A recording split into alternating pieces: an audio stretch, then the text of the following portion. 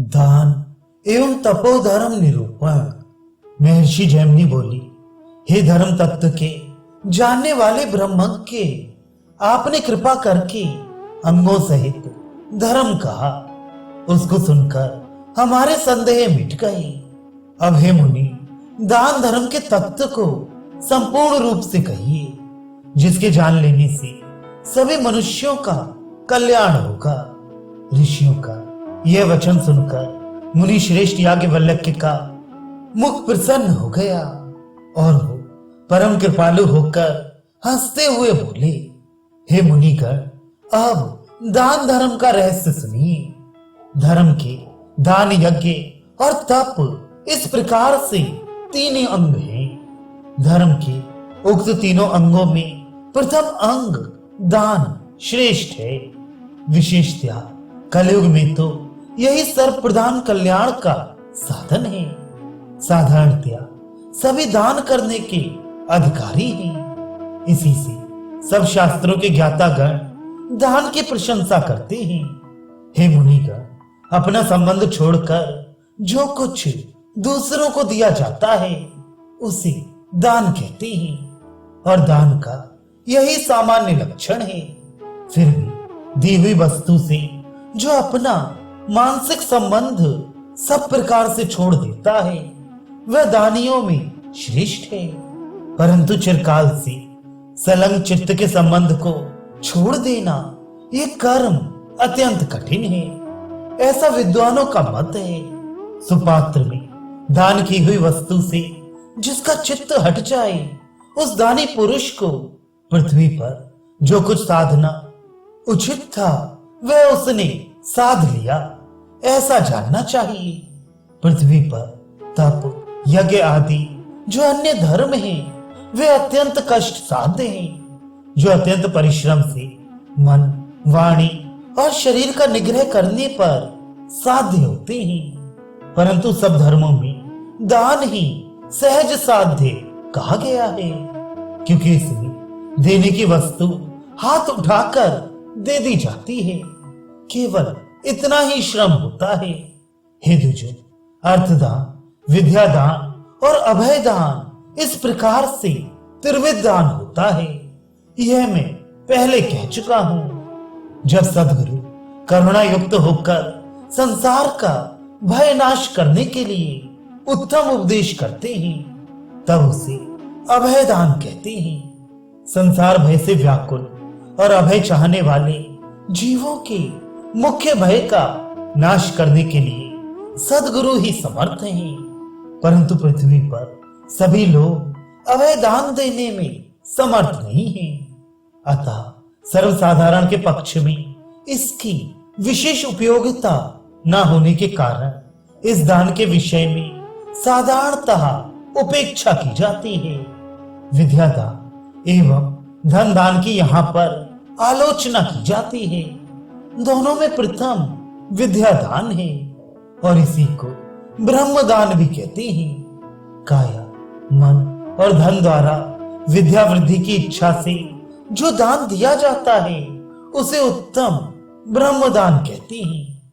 पाठशाला और महाविद्यालयों की स्थापना करना, दुर्लभ और बहुमूल्य प्राचीन पुस्तकों को प्रकाश करना, नवीन उपयोगी ग्रंथों का निर्माण करना, विद्यार्थियों को पुस्तकों का दान करना, पढ़ाना, सार्वजनिक कल्याण की बुद्धि से लेखन शैलियों का प्रचार करना, ये सभी बातें ब्रह्मदान के अंतर्गत हैं, ऐसा जानना चाहिए।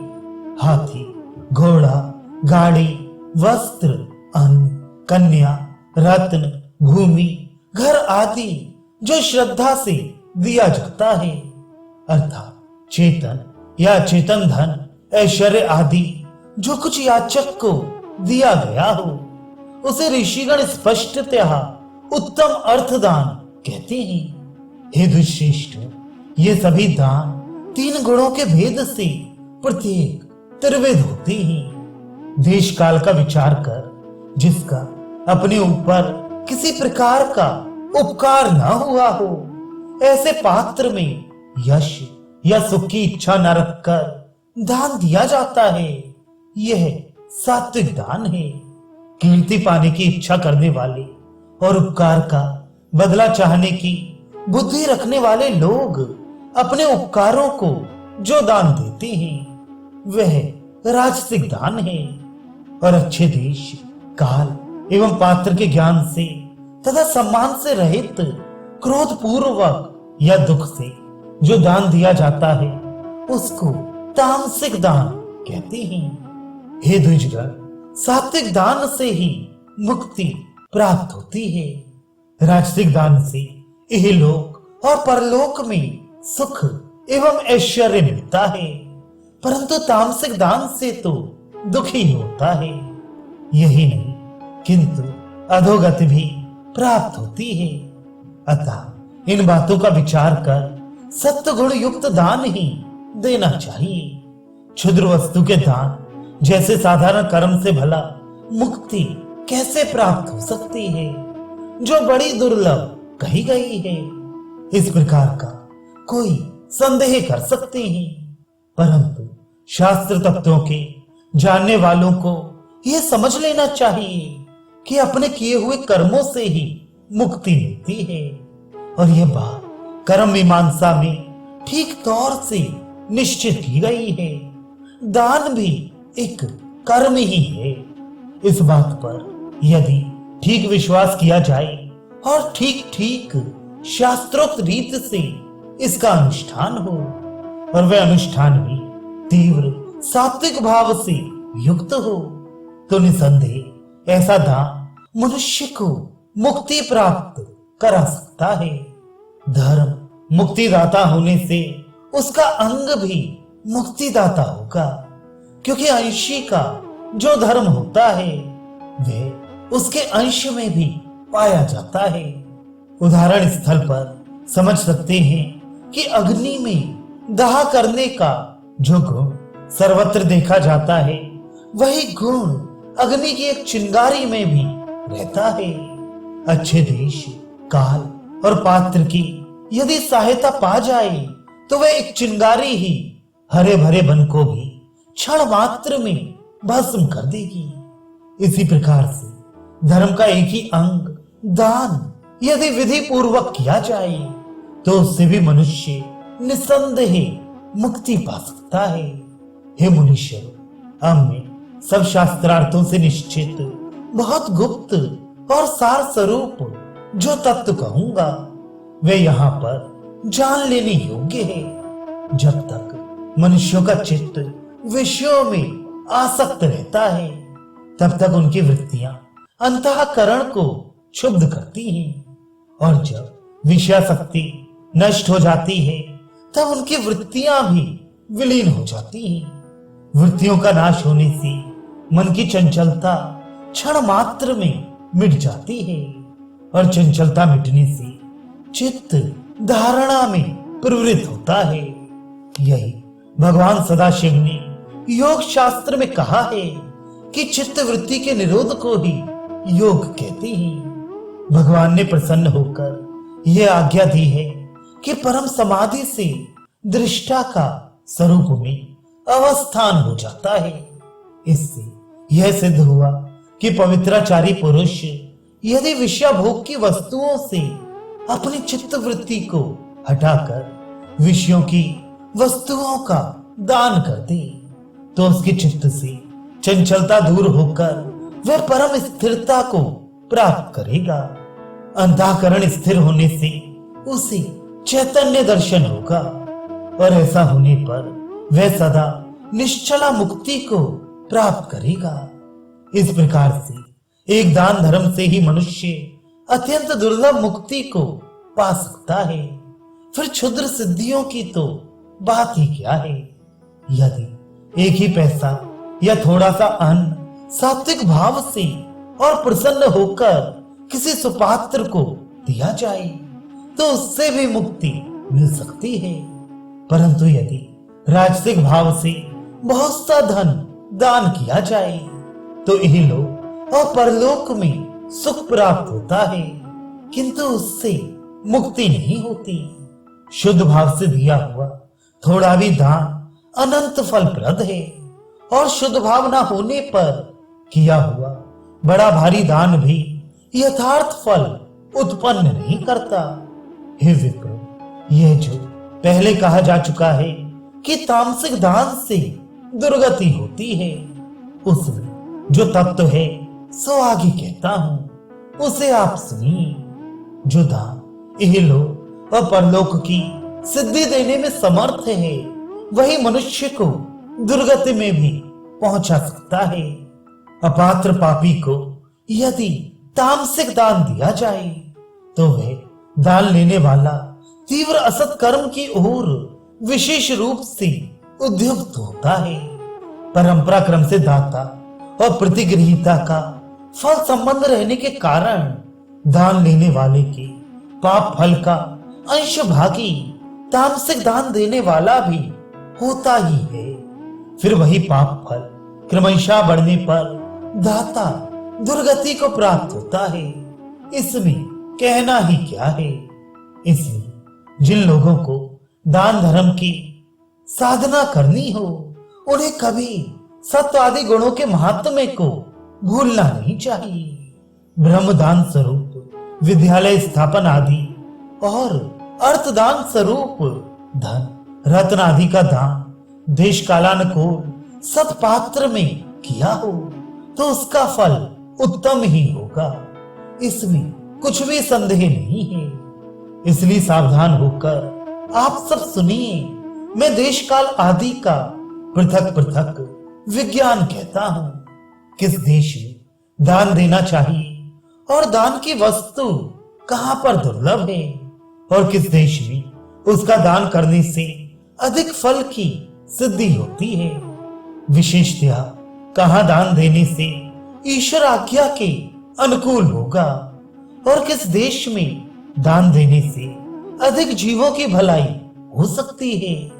इस प्रकार से बुद्धिपूर्वक सब बातों का बारंबार विचार किया जाए, तभी दान संबंधी हितकारी देश ज्ञान शीघ्र होता है। इसी तरह कब देना चाहिए और वह वस्तु कब दुर्लभ होती है, किस समय में दान करने से बहुत फल मिलता है, कब दान करने से ईश्वर की आज्ञा का यथार्थ पालन होता है, किस समय के दान से बहुत से जीवों का हित होता है। इस प्रकार विचार करने से काल ज्ञान उत्पन्न होता है। इसी तरह आवश्यक पात्र ज्ञान के संबंध में भी सुनिए। किस प्रकार की पात्र को दी जाए और किसको वह वस्तु दुर्लभ है, कैसे पात्र में दान करने से अधिक फल होता है, किसे दान देने से ईश्वर की आज्ञा पालन में सुविधा होगी, किस तरह के पात्र को देने से वह दान प्राणियों को हितकारी होगा। इस प्रकार से देश काल और पात्र का ज्ञान रखकर संसार में जो दान देता है वह दान की सिद्धि को प्राप्त करता है। इस तरह जो शास्त्रोक्त त्रिगुण तत्व को जानता है वही अभ्युदय और उत्तम निःश्रेयस प्राप्त करता है। जब जब मनुष्यों में देश ज्ञान का उदय होगा तब उनके द्वारा अनुचित स्थान में दान नहीं दिया जाएगा। जब मनुष्यों को काल ज्ञान हो जाएगा तब पृथ्वी में विद्यालय आदि के लिए अर्थाभाव नहीं रहेगा। जब उनके मन में पात्र ज्ञान उदित होगा तब तीर्थ के ब्राह्मण कभी मूर्ख नहीं होंगे। जब उनके मन में पात्र का विचार रहेगा तब कभी ब्राह्मणों की दुर्गति नहीं होगी। गुरु पुरोहितों का वंश नष्ट नहीं होगा और द्विज विद्या ज्ञान और तप के अभ्यास से नहीं गिरेंगे। फिर भी यजमानों को सदगति से च्युत नहीं होने देंगे, क्योंकि पात्र ही मनुष्य को नरक में गिरने से बचाता है। ये जो मैंने कहा उसका मन में विचार ना कर। जो दान दिया जाता है उससे तो दान न देना ही अधिक उत्तम है, क्योंकि ऐसा दान देने से भी समष्टि या व्यष्टि रूप से स्वदेश अथवा स्वजाति के मनुष्यों का कुछ भी कल्याण नहीं होता, न उसकी इस लोक में उन्नति ही होती है और न स्वधर्म का पालन ही होता है। इसलिए जब दान देना हो तब सावधानता के साथ शास्त्रोक्त रीति से ही देना चाहिए। पृथ्वी पर यथाविधि दान करने को जब तक मनुष्य नहीं सीखेंगे तब तक उन्नति की आशा नहीं है।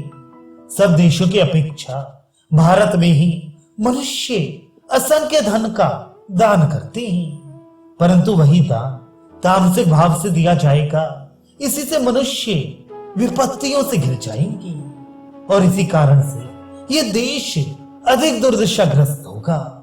इसलिए दाता को देश, काल और पात्र का जानने वाला होना चाहिए। हे मुनीश्वरों, आपने मुझसे जो पूछा वे दान धर्म का महात्म्य मैंने संपूर्ण रूप से कह दिया।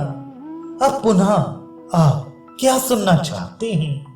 महर्षि जैमिनी बोले, हे करुणा सागर, धर्म के द्वितीय अंग तप के उत्तम तत्व को सुनाकर आप हमें कृतार्थ करें। महर्षि याज्ञवल्क्य ने कहा, संपूर्ण धर्मांगों में कर्म, उपासना और ज्ञान ये तीन साधन प्रधान और उत्तम कहे गए हैं। इसी प्रकार तप भी धर्म का साधन है, ये मुनिगण जानते हैं। संसार में तप अत्यंत उपयुक्त और आवश्यक है। शरीर और चित्त का सब प्रकार का सुख धीरे धीरे छोड़कर दोनों की निर्द्वंद दशा प्राप्ति को तप कहते हैं। एक ही स्थान में मजबूत रज्जु से निरंतर बंधे हुए पशु की जिस प्रकार काम, वेग और पराक्रम आदि की शक्तियां अधिक प्रबल हो जाती हैं, उसी प्रकार काया, मन और इंद्रियों को तप में लगा देने से और उनके सुख भोग का त्याग करने से उनका बल अत्यंत बढ़ जाता है। पुराणों में देवताओं को भी विस्मय में डालने वाली मुनियों की जो अद्भुत शक्ति सुनी जाती है, वह उन्हें तप से ही पृथ्वी पर प्राप्त हुई थी। इस वर्तमान समय में संसार में महात्माओं का जो लोकोत्तर दिव्य तेज दिख पड़ता है, वह भी तप का ही फल है। ब्रह्म तेज और क्षत्रिय तेज, इस तरह से जो दो प्रकार के तेज हैं, उनमें तप से ब्रह्म तेज की और दान से क्षत्रिय तेज की रक्षा होती है। पर प्रतिकारी शारीरिक और मानसिक एक ही तप का यदि सती स्त्री आचरण करे तो उसे अति दुर्लभ सदगति मिलती है। मन, वाणी और काया से किया जाने वाला तीन प्रकार का तप पहले कहा गया है। उनमें से कोई एक, कोई दो और कोई तीनों प्रकार के तप का आचरण करते हैं। जिस अंग की तप शक्ति बढ़ती है, उसी अंग की शक्ति और भाव विशेष रूप से वृद्धि को प्राप्त होते हैं।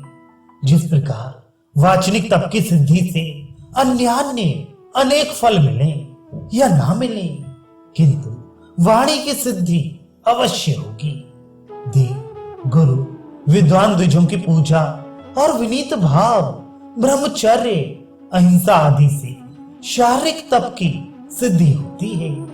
जिससे किसी को दुख ना हो, ऐसे सत्य, इष्ट और प्रिय वाक्यों के प्रयोग से एवं स्वाध्याय का अभ्यास करने से वाचनिक तप की सिद्धि होती है। अद्वेष, ब्रह्म में प्रणिधान, तुष्टि, श्रद्धा, भाव शुद्धि, धृति, मौन और आस्तिकता से मानसिक तप की सिद्धि होती है।